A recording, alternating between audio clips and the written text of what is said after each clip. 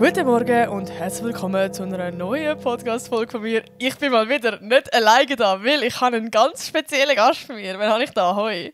Deine liebe, gute Mama, die Wow! immer für dich da ist. Du bist noch nie in der Podcast-Folge von mir? Nein, wirklich, es ist für mich unlässig, dass ich jetzt das mal live erlebe, weil ich habe schon so viele deine Podcast-Folgen geschaut und gelesen. Meistens so ein bisschen beim Laufen, wenn ich allein unterwegs bin und ich gerne mit dem mit dem Kopfhörer, mit den AirPods höre und manchmal auch schaue. Und ja, ich bin sehr beeindruckt, einmal, wie du so lang, so viel weißt, um was zu schwätzen. Also ich weiß gar nicht, ob ich das ankriege. Aber ja, ich finde das lässig, dass ich das einmal mitmachen und erleben. Gut, ich finde das zweite im Fall ein bisschen einfach, weil dann ist halt wie so ein Ping-Pong-Tisch hin und her geht und so. Ja. Schmeißt uns ein bisschen einfacher. Ja, und vor allem, was wir schon eins auf dem Bett, wo wir jetzt da sitzen, was wir da schon eins diskutiert haben, schon seit du irgendwie, keine Ahnung, 11, 12 bist, haben wir da darauf Gespräche gehabt und haben das ganze Leben hinter dem Führer durchdiskutiert. Und ja, jetzt machen wir das mal öffentlich. Mal schauen, jetzt können wir mal was zuhören, was der Unterschied ist, genau, was wir so alles für psychologische Themen haben und wie wir uns da gegenseitig therapiert haben schon früher. Ja, ist ganz speziell, die ganze Zeit, die ich mit dir zusammen erlebt habe, bis zu dem Punkt, wo wir jetzt eigentlich stehen. Bei der Podcast-Folge. Bei der Podcast-Folge, ja, genau. Aber voll cute, dass du so ein Supporter da bist und meine Podcast-Folgen hörst. Du hast ja schon erzählt, dass du mega oft am liebsten so dabei gehockt wärst und deinen Senf dazugegeben hättest. Und jetzt kannst du es endlich machen. Das ist wirklich happig, weil ich bin jemand, der halt sehr schnell bei den Gesprächen gerne so ein bisschen dazwischen schnurrt und meine eigene Meinung sagt. Und das ist für dich manchmal nicht so ganz einfach sein, weil ich bin halt wirklich ein Schnurrimaul und ich habe auch oft einfach reingeschwätzt und also vielleicht auch unterbrochen, Nathalie, und das hätte ich halt dann am liebsten auch gemacht. Und ich bin aber wirklich froh gewesen, wenn du dann zum Beispiel, wenn du bei einem Podcast etwas nicht gewusst hast, und ich dann einmal während dem Spazieren denke, ja genau, hast du das Wort gesucht und nicht gewusst, und ich dann dachte, das ist. Und meistens hast du dann selber schlussendlich herausgefunden. Dann habe ich gemerkt, ja, siehst, es braucht nicht immer eine Mutter, die drin schwätzt und alles besser weiss. Manchmal weisst du es ja, findest du ja den Weg selber auch. Ja.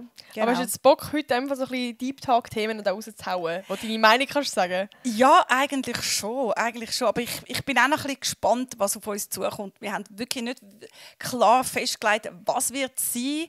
Aber ich möchte einfach dazu sagen, das Thema Generation, das ist etwas, was mich gerade ein bisschen triggert im Moment, weil wir sind vorletzte Woche sind Nathalie und ich miteinander, oder wir haben uns getroffen, an der Wetziger Kilby gsi und wir sind dort in dem Zelt rein und es war voll nur Jugendliche gsi.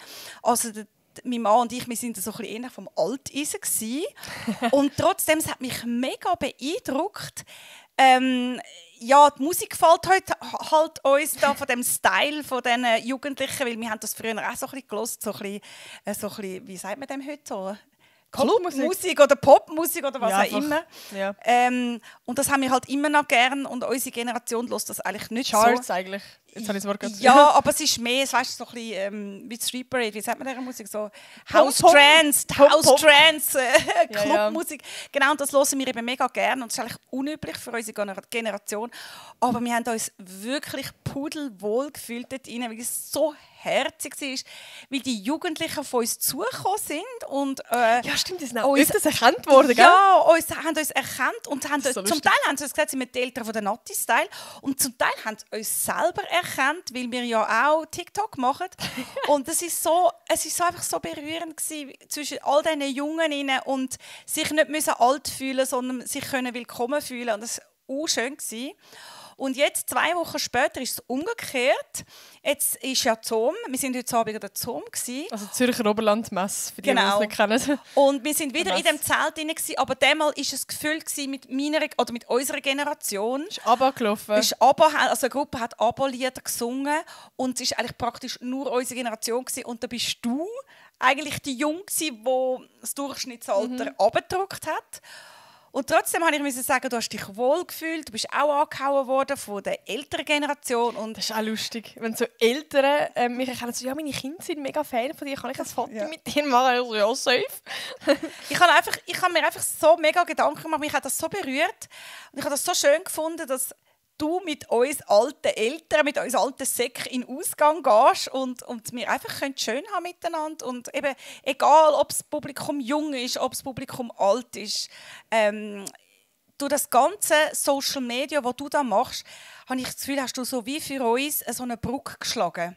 Zu Jugendlichen? Zu Jugendlichen. Aber ich glaube, es sind schon noch mal ein bisschen andere Eltern. Also ich habe das Gefühl, es sind schon noch mal ein bisschen so ein bisschen die chilligen Eltern, die wirklich auch so ein bisschen im Kopf so ein bisschen nach hinten sind, wenn man es so sehen. Weißt du, so ein bisschen, es gibt wenig Eltern, die wahrscheinlich Bock hätten, mit in einen Club oder in ein Zelt, wo alles voll jugendlich ist und jugendliche Musik läuft, dort rein wollen gehen und wirklich so Party machen. Weißt du, was ich meine? Darum, ja, also es ist schon noch ein bisschen beides. Also es ist natürlich Musik, die uns gefällt. Wir sind schon, also Dani und ich, wir haben uns ja beim Tanzen kennengelernt und dort sind eigentlich Schlagerlieder gelaufen. Wir sind aber gerne in die Disco gegangen, wo so ein bisschen, eben so eher so ein bisschen Disco-Musik halt gelaufen ist. Und wir haben beide Musikstil gern. Und darum fühlen wir uns an beiden Orten eigentlich wohl. Aber ja, ich muss schon zugeben, die Jugendlichen, die liegen mir irgendwie am Herzen. Ja. Ich weiss nicht, warum das so ist. Hat sicher auch damit zu tun, dass ihr immer Kind heimgebracht habt. Ihr habt eure Kollegen immer zu uns heimgebracht. Und durch das haben wir halt auch sehr einen starken Draht zu den Jungen. Ja, sie liegen mir irgendwie am Herzen. Ich weiss nicht, wenn die einem dann anhauen, so herzig da die Jungen mit ihren Zahnspangen. Ich finde das, ich finde das so süß. Ich finde es mega herzig. Und genau, also das ist so ein bisschen mein Anliegen irgendwie in diesem Podcast, um das mitteilen, dass mich das einfach mega stark berührt, dass ich mit Jungen zusammen sein und nicht einfach jetzt, okay, jetzt bist du 50 gewesen, jetzt darfst du nur noch mit Gleichaltrigen und fertig und so Generationen-Cut, dass das für mich nicht muss stattfinden, sondern dass ich habe auch Freude an der älteren Generation, weißt? Also ich finde auch die älteren Leute finde ich auch spannend, was die erzählen über ihr Leben. Ich finde das eben schade, wenn man die Generationen so, weißt du, so muss trennen irgendwie. Ja, es kommt halt darauf an, wenn so der Vibe halt stimmt, dann ist es nice. Ja. Aber ich habe gerade vorher, wo du so erzählt hast, mit dem, dass du und Babi beide so, auch die Musik, so, weißt du, so, die heute und so ist, so die Boom-Boom-Musik, sage ich mal, dass ihr cool findet. Mega oft komme ich mich fragen, wie du und der Papi euch kennengelernt haben. Ich habe das Gefühl, jetzt ist der perfekte Moment, wo du mal kannst ausholen und erzählen, weil sonst, gerade immer so in einem TikTok oder in einem YouTube-Video ist es ja nie, kann man es nie wirklich so erzählen. Und ich habe gedacht, das wäre jetzt mal easy spannend, da mal so rauszuhauen. Das ist auch eine gute das Story. Ist jetzt total gut, dass du das sagst, weil ich habe vor, als nächstes TikTok das Thema daraus zu machen, wie wir uns kennengelernt haben. Oh nein, jetzt sind wir da voll Spoiler. Ja, ist okay. Vielleicht schauen sie es dann eher, weißt, wenn sie jetzt den Podcast gehört haben. Aber darf ich kurz sagen? Ja. Also, weißt, es gibt mega viele Leute, die meinen Podcast hören, aber zum Beispiel auf TikTok mich gar nicht verfolgen und sonst nie nicht, sondern wirklich nur meinen Podcast hören. Ah, ehrlich? Ja, darum gehört, also die wissen wahrscheinlich gar nicht, eben wer du bist oder wie du aussiehst oder dass du TikTok machst, für dich ist das gerade, darum müssen wir so ein bisschen erklären. Und darum vielleicht schnell zur Erklärung, also ich mache ja TikTok und so und ich habe meine Eltern immer so ein bisschen mehr reingebracht und mittlerweile haben beide ihren eigenen TikTok-Account, mit dem Unterschied, dass mein Dad ja, ich würde sagen, eher so ein bisschen unregelmäßige Videos postet, aber wenn er etwas postet, dann irgendwie so einen TikTok-Tanz oder so. Und meine Mom, die macht recht regelmäßig TikToks. Und zwar geht es jede Woche irgendwie um ein spezielles Thema, wo du dann wirklich etwas dazu sagst und dir Gedanken machst und so, oder irgendetwas erzählst. Und ja, das ist jetzt in dem Fall das nächste Thema. Ja, das ist mir so ein bisschen durch den Kopf gegangen. Ja, genau. Also eben, meine Mama macht eher so ein bisschen, also dass wir sagen, wir beide machen TikToks, weil uns Nathalie motiviert hat. Sie ist allgemein die, ich hätte ja praktisch keine App auf meinem Handy, wenn nicht sie gesagt hat, hey Mami, du musst Instagram abladen, Mami, jetzt musst du Snap abladen, jetzt musst du TikTok abladen, jetzt musst du Be Real abladen. Also das ist all die Apps, die habe ich nur wegen ihr. Und ich finde es so cool, wirklich, wenn man selber Kind hat, dann ist man recht gut updated. Und das so lustig, sowieso. Weil es gibt mega wenig, ich habe das Gefühl, mega wenig Jugendliche, wo ich sage mal so ein bisschen so ticken wie ich, weil die meisten sind ja so, oh mein Gott, zum Glück haben meine Eltern keine Social Media und ich will nicht wollen, dass die mir folgen und whatever so. Und zum Beispiel gerade so früher bin ich ja mega, also kennt ihr noch so, wie sagen wir, Besuchstag hat dem geheißen? Ja. Und ich weiss noch, alle meine Friends, die sind immer von, boah, ich will nicht, dass meine Eltern mich besuchen kommen in der Schule und ich habe denen nichts vom Elterntag erzählt, dass sie nicht kommen und alles. Und ich bin genau das Gegenteil gewesen. Ich habe mit der Mama gesagt, Mami, schreib dir das ein, du darfst dann keinen Termin haben, du musst jeden Tag kommen. Am liebsten jede Stunde anschauen, ich wollte alles zeigen, was ich in der Schule gemacht habe, wo ich Schule habe etc. Also, ich habe das immer mega genossen, wenn du Sachen appreciated hast von mir. Vor allem, es hat auch eine Zeit gegeben, wo alle 3 Kinder im gleichen Schulhaus waren und du hättest am liebsten wollen, dass ich nur zu dir komme. Ich würde sagen, sorry, ich habe noch 2 andere Kinder. Aber die gar nicht wollen. Ja, aber noch viel weniger als du. Ja. Hey, jetzt sind wir mega abgeschweift. Gell? Du hast wissen, wie wir uns kennengelernt haben. Also, es war so, ich habe als Jugendliche einen Standard-Grundkurs gemacht. Ist eigentlich schade, gibt es das heute nicht mehr so? Nein, ich find, du musst ein bisschen ausholen. Du hast, ich finde, das ist ein mega spezieller Part, dass du eigentlich das Leben lang, also ich habe ja gerade in meiner letzten Podcast-Folge darüber geredet, dass ich mich immer mega, mega schnell verliebt habe und du bist komplett der Gegenteil gewesen. Du hast mega spezifisch, also hast ein mega genaues Bild gehabt von deinem Trauma, wie der aussieht und du hast wirklich, es hat bei dir es hat bei dir sehr, sehr viel gebraucht, dass du dich in jemanden verliebst. Ja, sehr. Und das finde ich so spannend, dass das, ja... Also ich hatte ganz, ganz ein klares Bild von meiner Zukunft schon als kleines Kind. Ich habe genau gewusst, was für einen Beruf das ich wählen will. Ich habe gewusst, ich will Kindergärtnerin werden.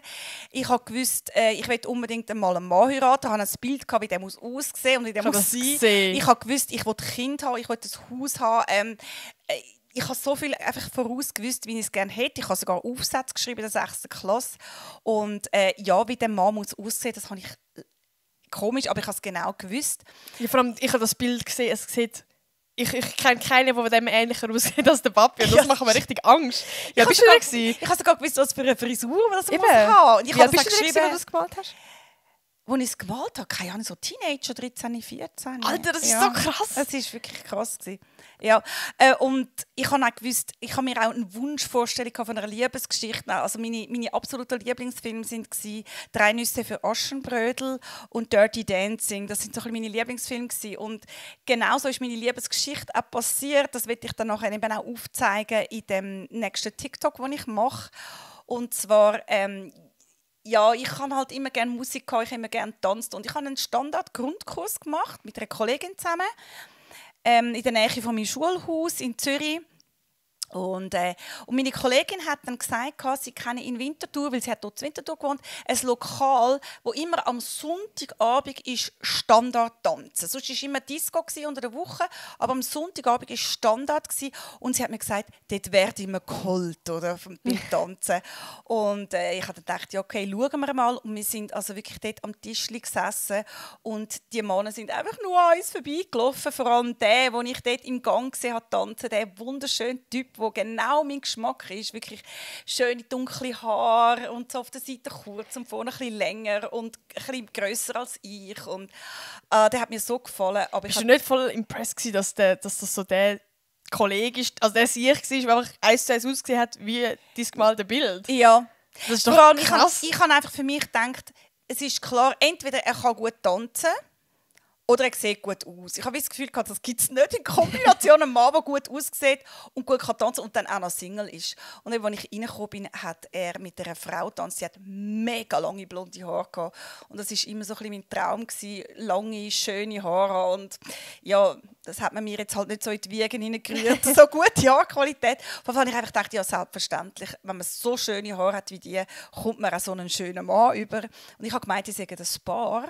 Auf jeden Fall bin ich mit meiner Kollegin am Tisch gesessen und dann hat der schöne Typ die Blondine verlassen und ist immer an unserem Tisch hin und her gelaufen. Und ich habe mich so aufgeregt. Ich habe gedacht, was ist das für ein eingebildeter Typ, der immer an unserem Tisch vorbeiläuft? Also hast du das Gefühl, er hat so immer so ein bisschen bei dir so ein bisschen flirten, oder? Nein, gar nicht. Ich habe das Gefühl, er ist sack eingebildet. Er hat es voll nicht nötig, mich zum Tanz auffordern. Oder wenigstens meine Kollegin. Ich habe einfach gedacht, er ist sack eingebildet. Und ich habe mich beschwert bei meiner Kollegin. Ich habe gesagt, was ist das für ein Einbilden? Ja, weißt du, wenn du am Abend dort hockst und wirst nie geholt zum Tanzen, das ist irgendwann frustrierend. Also er hat doch dort gearbeitet? Nein, er war zwar Partydancer, aber er hat sich rausgenommen im Planet Max. Das ist sein Abend. Also so als Kaiser in der Planet Max? Genau, in Winterthur. Das ist das Lokal, das ist mein Abend. Dort hole ich, wer ich will und nicht, wer ich muss. Ist das wie so, dass alle Männer eigentlich immer die Frauen aufgefordert haben? Ist das einfach... Das ist ganz klar gewesen. Als Frau hast du nicht können mal auffordern. Das ist... Aber ausser wenn es geheißen, wenn der DJ gesagt hat, Damenwahl, dann hast du Gas geben. Aber sonst hat der Mann die Frau geholt. Und es hat einfach so Lokal gegeben, die haben einen Partydancer oder Taxidancer angestellt. Er war ein Partydancer, hat auch so ein Hemd mit einem Aufdruck hinten drauf. Und also in gewissen Lokalen war er angestellt als Partydancer, um Leute aufholen oder auffordern zum Tanzen. Aber im Planet Max hat er gefunden, nein, dort mache ich das nicht, dort will ich nicht angestellt sein, dort will ich holen, wer ich will.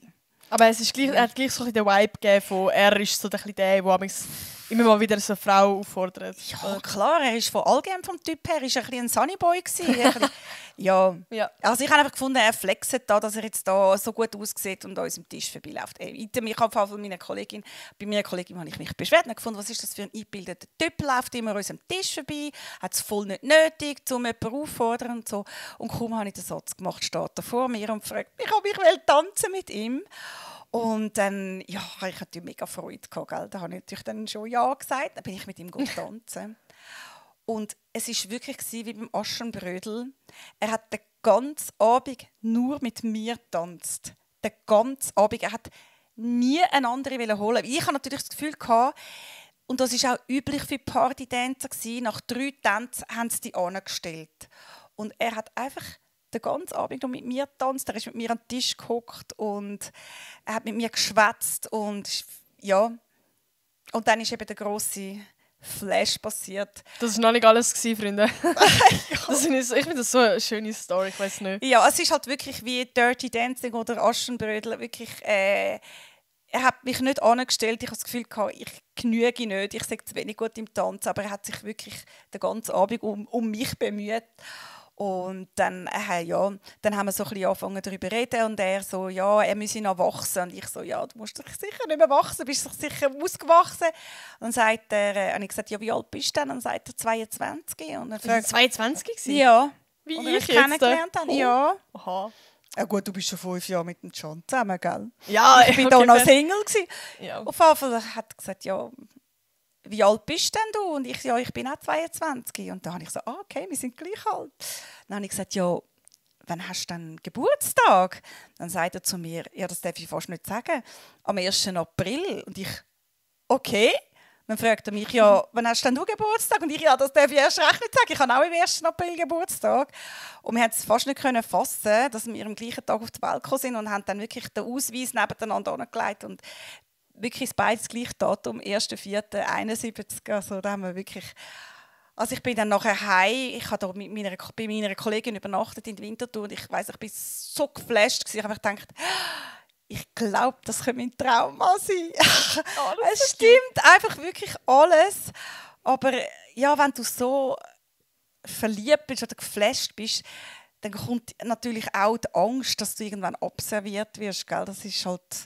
schon ein bisschen anders. Ich finde das so crazy, weil das gibt es für mich so nur in den Filmen. Weißt du, dass das so wie, ich sage jetzt mal, der erste, wie sagen wir denn? Liebe auf den ersten Blick. Ja. So ein bisschen, weil es tönt wirklich ein bisschen so. Und dass dann von einfach all die Zeichen so da sind, dass du das Bild hast und dann hat er am gleichen Tag Geburtstag. Und ich finde es halt funny, weil es halt am 1. April ist. Es ist nicht einfach irgendein Tag. Es ist auch beide am 1. April. Und der Papa ist, glaube ich, 13 Stunden älter oder so als du. Ja, das ist er. Also ist am so Morgen. Lustig. Wir haben dann herausgefunden, also wir haben uns dann 14 Tage später wieder getroffen. Wir haben dann herausgefunden, dass er ist dann heimgefragt natürlich, wann ist er auf die Welt gekommen und ich dann auch. Und dann haben wir uns 14 Tage später wieder getroffen, dort im Planet Max. Und dann haben wir dann herausgefunden, er am Morgen um 7 Uhr und ich zu Abend irgendwann, keine Ahnung, um 8 Uhr oder irgend so. Oder am 9 Uhr. Und ja, es war spannend gewesen, wobei im Unterschied zum Aschenbrödel-Film ist es natürlich schon so gewesen, das muss ich sagen, beim Aschenbrödel-Film ist der Prinz ja der Aschenbrödel hinten reingesäckelt und das ist mein Mann definitiv nicht. Er ist mir nicht hinten reingesäckelt, weil er hat gerade kürzlich hat seine Ex-Freundin ihn abblitzen lassen, hat Schluss gemacht und zum Zeitpunkt, wo ich ihn kennengelernt habe, hat er wirklich die Schnauze gestrichen voll von den Frauen. Vor allem von blonden Frauen noch. Ja, irgendwie. Er hat etwas gegen blonde Frauen gefunden, die sind alle eingebildet. Also, wo er mich kennengelernt hat, hat er wirklich die Frauen ein bisschen die Schnauze voll von ihnen. Ja, hat doch auch ein paar Sachen geboten. Er zweimal hintereinander hat er wirklich die Freundinnen mit ihm Schluss gemacht und sind zu den Ex-Freunden zurück. Und hat er irgendwie... Ich habe jetzt die Story gemeint, wo er zu deiner Mutter ist gegangen. Also zum Grossmami. Das war dann erst später. Ja, genau. Ja. Also, er er hat natürlich von dem her hat er jetzt nicht gerade Bock gehabt, um zu sagen, hey, wie heiß ist, wo bist du und was machst du, sondern er hat wirklich gedacht, ehrlich will ich jetzt keine Freundin mehr. Er hat mehr einfach so eine Frauen-Tanzliste gehabt, wo er einen Haufen Frauen aufgeschrieben hat, wo er tanzen mit ihnen. Und ich bin einfach als erstes Mal auf so einer Tanzliste gestanden bei ihm. Ja. Ich bin auf dieser Tanzliste gelandet und ja. Ist das nicht die Liste in dem Fall? Mal, das war die Liste. Darf ich das noch schnell erzählen? Ja, das darfst du. Also gut, allgemein, deine Eltern sind ja sehr, wie sagt man, so ein bisschen, haben so ein bisschen, ja, wie sagt man, vor dem Papi, sie sind nicht so jetzt irgendwie voll positiv eingestellt, sie haben ein bisschen das Gefühl gehabt, das ist ein bisschen eine... Also weißt du, wie ich meine, sie sind schon ein bisschen so ein bisschen, wie sagt man denn? Skeptisch, das war jetzt darf ich endlich die Wörter sagen, was du suchst. Skeptisch gsi gegenüber dem Papi, einfach, ja, keine Ahnung, da habe ich ja schon, glaube ich, schon gesagt, weil sie sehr religiös sind und der Papi nicht so, oder whatever. Auf jeden Fall hat der Papi probiert, irgendwie es gut zu machen und das Grossmami, also eine Mami, seine Mami, war damals im Spital und hat gedacht, er macht jetzt einen guten Move und geht sie besuchen. Und hat mies verschissen. Er hat so verkackt. Nein, im Vorfeld muss ich vielleicht noch sagen, es hat einen Grund gehabt, warum das meine Eltern ein bisschen skeptisch waren. Und zwar, ja, das ist ja so ein bisschen das erste Mal, wo man seinen Freund oder seine Freundin vorstellt, die Das ist ja mega, mega wichtig, dass das gut läuft. Und ich meine, das war ja bei dir auch ein bisschen schwierig mit dem Can, wo du ihn das erste Mal zu uns heimgenommen hast. Da ist man ein bisschen, ja, man bemüht sich, man hofft, dass das ankommt bei den Eltern, bei den Geschwistern und man ist ein bisschen unsicher. Und ich hatte das halt auch so gehabt, als ich dann den Dani das erste Mal heimgebracht habe, der ist mit uns am Tisch gesessen. Ich habe einfach zu ihm gesagt, hey, du musst einfach nett sein und du musst herzig finden, dann hast du schon viel gut gemacht. Und er war so verkrampft gewesen. Wahrscheinlich auch halt beide meine Eltern sind Lehrer, meine Brüder beide an der ETH studiert. Wahrscheinlich das Gefühl gehabt, er ist zu wenig, weißt, er als Hochbauzeichner, er muss jetzt irgendwie ein bisschen hochgestöpselt reden und darum hat das völlig falsch gemacht, tut mir so leid. Er hat dann so komische Storys angefangen zu erzählen, weil er hat früher ist irgendwie im Buchs aufgewachsen, ja, im Kanton St. Gallen, und dann mussten sie dann zügeln und sind dann im Kanton Thurgau auf Schönholz-Aswilen. Und dann hat er erzählt, er hätte bis 11, 12 noch nie eine Kuh gesehen. Er sei eben ein Stadtkind bis dorthin. Und dann haben einfach meine Eltern gefunden, erzählt dir einen Kabiskäse. Und im Vorfeld hat mein Bruder eben noch einen Kollegen gebracht, der irgendwie ein Hochstapler war, der meine Eltern den ganzen Abend lang angelogen hat. Und dann haben sie wahrscheinlich das Gefühl gehabt, jetzt kommt noch mal so einer dorthin. Auf jeden Fall, nach dem Abend sind leider meine Eltern komplett skeptisch gewesen. Also vor allem mein Vater hat dann das Gefühl gehabt, was ist das für eine, was erzählt er für komische Sachen, und ja. Und er hat dann das Gefühl gehabt, er kann es wieder gut machen. Und ist dann eben ins Spital zu meiner Mami und hat ihr erzählt, er hat eigentlich ihr erzählen, wie cool dass er mich findet, und hat es falsch gemacht. So falsch gemacht. Er hat meiner Mutter gesagt, er sei ein Frauenheld und er hätte eine ganze Tanzliste voller Frauen. Aber ich sei eigentlich zuoberst auf der Liste, oder? Uff. Und meine Mami hat mich nachher angerufen und gesagt, du, ich habe ganz einen merkwürdigen Besuch bekommen von dem Dani. Und ich dachte, Scheibe, was hat er jetzt wieder rausgelassen? Ja, also es hat ein Moment gebraucht, bis mein Mann es geschafft hat, das Vertrauen zu gewinnen von meinen Eltern. Aber am Schluss haben wir es ja wirklich dann gut gehabt. Mittlerweile alles super. Aber aller Anfang ist schwer, gell? Ja. Also ich denke... Wie ist das? Ja. Jetzt ganz andere Frage. Wie ist das, weißt du noch so ein bisschen, wie das bei dir am Anfang war? Sind auch mit Can gegenüber am Anfang eher so ein bisschen skeptisch gewesen, oder? Gut, wir sind halt am Anfang, es war halt ganz etwas anderes gewesen. Ich habe ihn nicht vorgestellt als mein Freund oder irgendwie so, sondern einfach ein Kollege. Gut, du hast ja vielleicht am Anfang auch nicht gewusst, oh, das ist jetzt der Can, das ist jetzt der Traummann der Träume, sondern du hast ja am Anfang selber auch noch nicht recht gewusst, was jetzt da eigentlich los ist mit dir. Das habe ich letzte Podcast-Folge, ist das letzte gewesen, wenn ich das schnell verlieben hatte. Und dann meine Mom ist noch gesagt, ja, jetzt bringt sie halt wieder einen heim. Hast du nicht so ein bisschen das gehabt? Ja, ich muss es schon zugeben, weil es ist so ein bisschen eine Phase von der Natalie in ihrem Leben, wo sie halt wirklich sehr schnell verliebt vom Ausgang heimgekommen ist. Und irgendwann habe ich so ein bisschen wie gefunden, so, hey, wenn sie wieder verliebt heimgekommen ist, ja, wir schauen dann. Nach 2 Minuten kommt dann halt nochmal eine Ja, neue. So, du hast dich, glaube ich, gar nicht mehr darauf einlassen. Es ist auch schwierig als Mutter, wenn dein Kind einen Freund hat. Auf der einen Seite wünscht sich das Kind, dass Mami den gern hat und akzeptiert. Aber auf der anderen Seite, wenn dann Schluss ist, erwartet man, dass ich dann auch gerade zack, fertig, aus, Ende. Und das kann ich nicht. Ich kann das nicht. Ich kann nicht einfach, weil das ein Ex-Freund ist von dir, jetzt einfach dem nicht mehr Hoi sagen und dem nicht mehr anschauen. Ja, auf jeden Fall, wo sie dann den Can heimgebracht hat, habe ich dann gesagt, ja, wir schauen mal. Oder? Wir schauen mal. Das ist jetzt mal einfach mal der.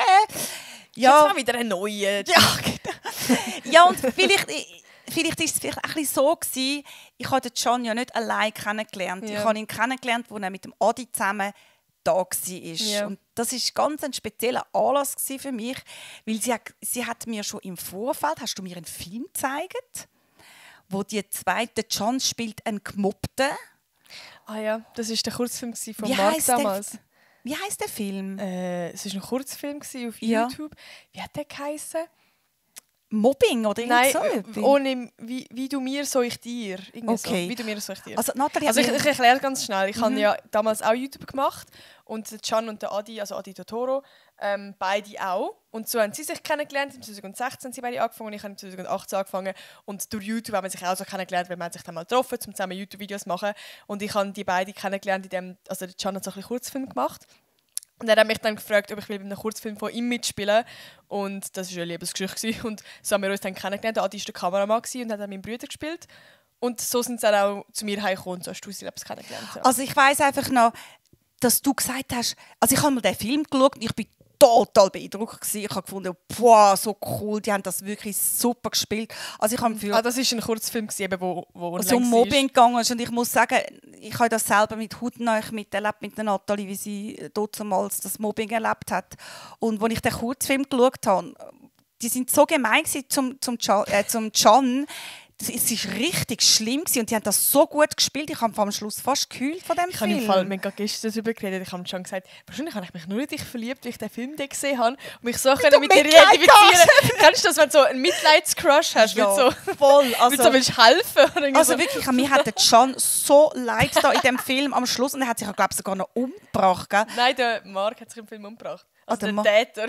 Der Täter, okay. Also auf jeden Fall kann der total beeindruckt von dem Film. Doch, der Can hat sich auch umgebracht. Gell, der Can hat sich umgebracht im Film. Also ich bin tief beeindruckt. Auf jeden Fall sagt Natalie dann irgendwann, «Hör mal, jetzt kommen die zwei ganz berühmten YouTuber kommen jetzt zu uns heim oder sind da vorne bei der Busstation, du denkst jetzt eine Runde drehen mit denen». Und ich so dachte, wow, Wahnsinn, ganz berühmte Leute und so. Weil schnell fürs Protokoll. Der Adi hat damals 6'000 Abonnenten auf YouTube gehabt, der Can 7'000. TikTok hat es noch nicht gegeben und Instagram war noch nichts. Und trotzdem, ich habe gewusst, jetzt kommen die ganz Höhen, oder? Und nachher hast du dann irgendwann gesagt, ja, die kommen jetzt zu uns in die Stube rein. Und ich dachte, wow, Wahnsinn, da sind die reingekommen. Crazy, Alter, Stars kommen. Habe ich dann einen Bananenshake gemacht und so und habe die dann gefüttert. Das sieht man übrigens auch bei meinen TikToks, sieht man auch bei einem, wo die bei uns daheim sind und den Bananenshake saufen.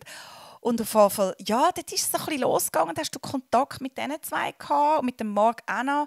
Und dann bist du ja auch ehemaliger YouTuber-Treffen gegangen und dann hat sie mir Film geschickt, wie die da mit dir Fotos machen. Und ich bin komplett geflasht. Meine Tochter mit so grossen YouTubern. Du bist richtig auf dem Fame, geile Ja, nein, ist ja eigentlich ein bisschen traurig. Sind ja alle Menschen gleich eigentlich. Aber ich bin einfach irgendwo beeindruckt. Weil das ist, da hat sich für mich ganz eine neue Welt aufgetan. Also ist sie dann heimgekommen, sie ist verliebt in den Can und so. Und dann hat sie den Can heimgebracht. Wissen jetzt so heute, also wenn du jetzt so zurückschaust? Der Can ist jetzt einfach mittlerweile...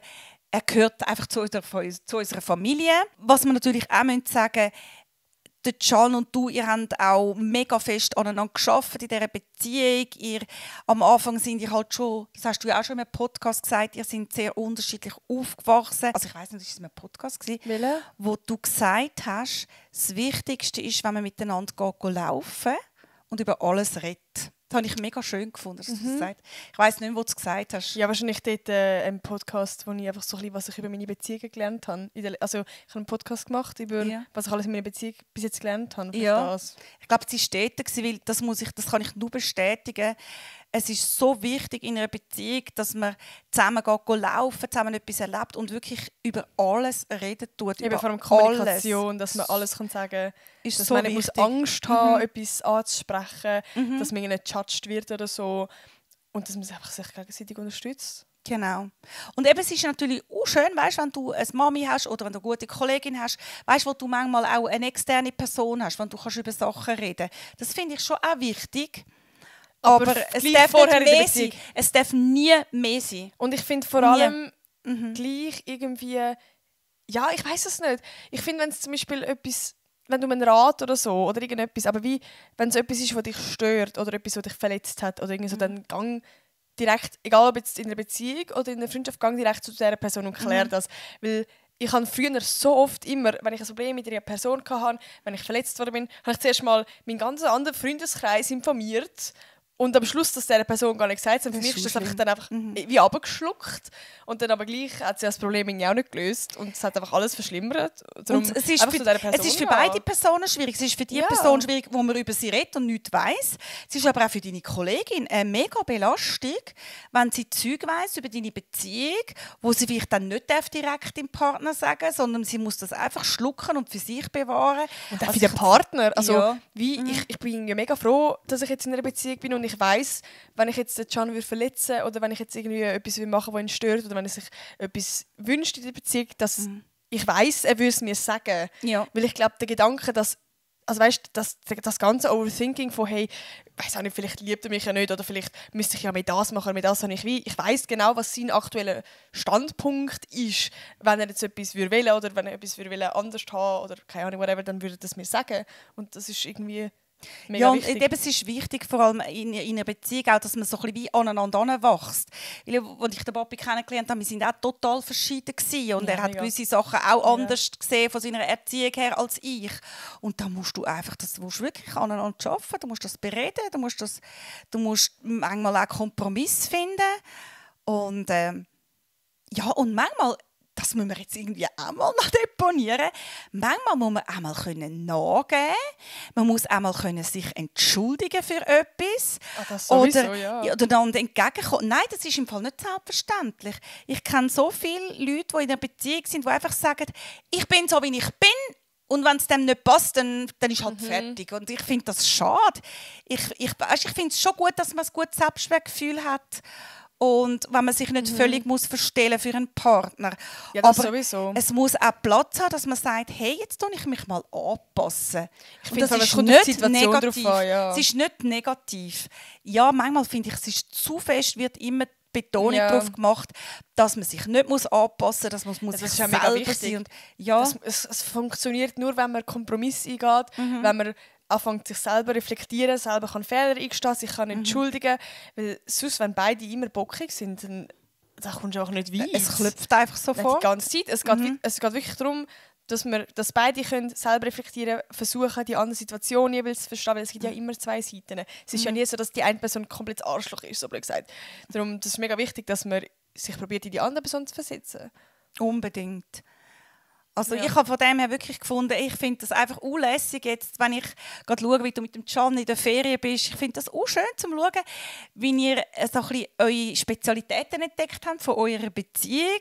Zum Beispiel, ihr geht auch gerne, ihr habt so einen gemeinsamen Restaurantgeschmack. Also ihr geht auch gerne so Hühnerbickfutter essen. Also es ist immer so lustig, wenn ihr zusammen in der Ferien sind. Hühnerbickfutter? Ja, einfach so Schälchen mit Flöckchen und Erdbeeren und keine Ahnung, was so Hühnerbickfutter halt. Oder, Pokeballs? Ja, wie soll ich sagen, also die üblichen Leute essen irgendeine Pommes frites mit Schnitzel oder irgend so etwas. Und was ist das für ein Restaurant, wo ihr so ich bin gerade überlegen, was haben wir gegessen? Jedes Mal, wenn ihr zusammen in der Ferien sind, gehen in ganz spezielle Restaurants. Weißt du, da haben sie so Schälchen. Eben so Pokeballs? Ja, genau. Oder so Müsli-mäßig? Ja, das meine ich.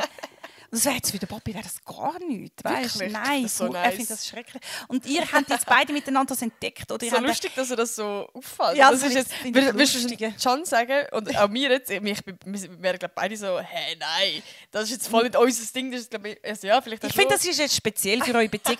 Oder dass ihr auch zum Beispiel miteinander immer in so Secondhand-Kleidershops geht, Ja. ganz spezielle Kleiderstyle.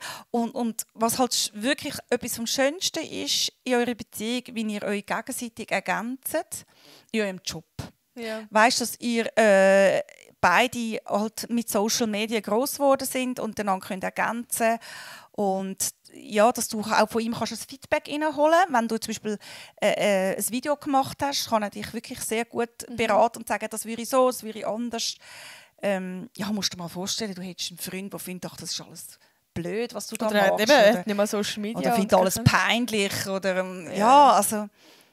Ja, also gut, vielleicht findet John das eine oder das andere schon peinlich.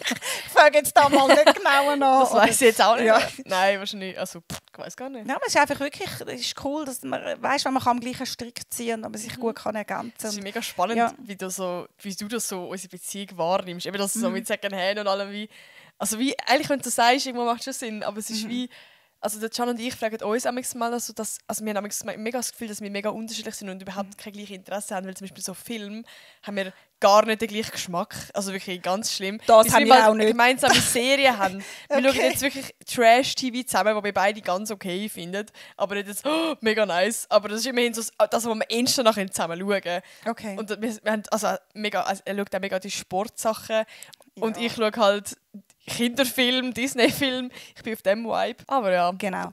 Ja, also eben wegen John, das habe ich wirklich auch gemerkt, dass am Anfang sind wir halt wirklich sehr unterschiedlich gewesen, sehr unterschiedlich aufgewachsen, weil er ist halt ja, im Vergleich zu dir, du bist halt schon wirklich wie eine Prinzessin aufgewachsen, weißt? Du hast nur einen Wunsch anbringen mit dem Fingerschnippen und dann ist der Papi gerade gerannt Und ich habe hat vor allem dir gerade so ein alles gekauft. Weltsicht. Ich habe so, das ist das, was ich so krass finde. Ich habe so ein kleines Weltsichtbild, also so ein Weltbild gehabt. Ich habe überhaupt nichts mir Gedanken gemacht. Ich habe zum Beispiel alle meine Meinungen, die habe ich einfach von euch übernommen. Ich habe mir noch nie Gedanken gemacht oder etwas hinterfragt oder so. Und er ist so wirklich der gewesen, weißt, er ist schon Kritisch, gell? Nein, ja, vor allem er hat sich schon über mega viel Gedanken gemacht, bei Sachen sich informiert, er hat mega viel gewusst. Er ist schon ausgezogen, er ist mega selbstständig und erwachsen. Ich war einfach wirklich noch ein Kind gewesen. Und er ist ja nur ein Jahr älter als ich oder 1,5.